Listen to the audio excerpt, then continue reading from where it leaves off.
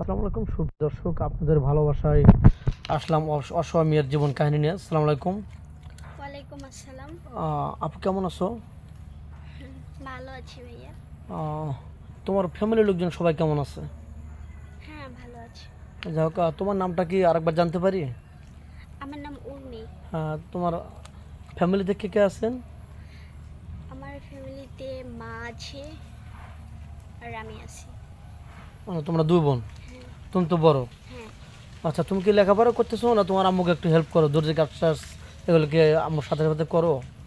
না, আমার আম্মু দর্জির কাজ করে, আমি এখনো দর্জির কাজ করি না, আমি পড়াশোনা করি।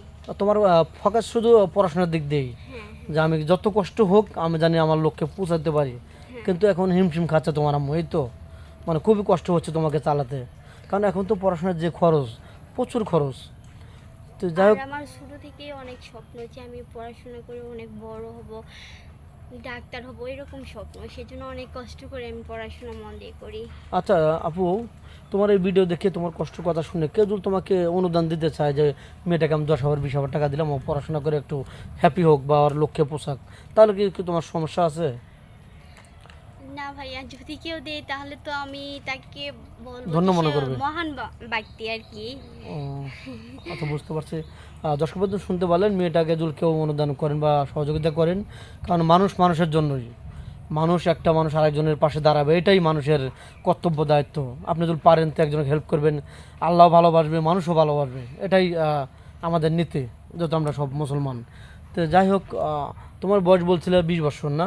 হ্যাঁ, 20 বছর। এখন তোমার এই ভিডিও দেখে পাবলিক হচ্ছে, অনেক দেশ প্রবাস থেকে দেখছে, তোমাকে বিয়ের সাথে করতে চাবে।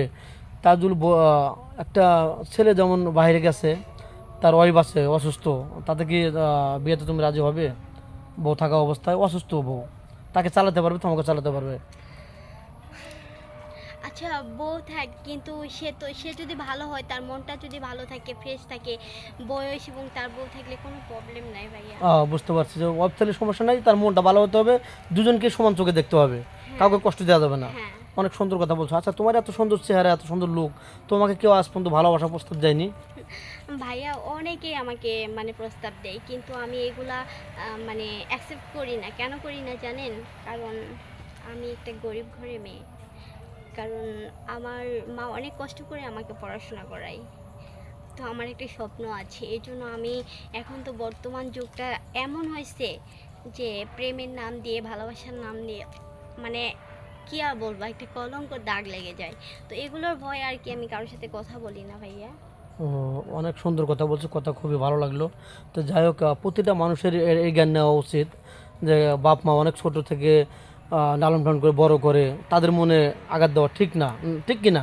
না, আমার মা বাবা, আমি বলছি যে আমি অনেক কষ্ট করে পড়াশোনা করব, মানে অন্য কোনো দিকে কোনো মন দেব না।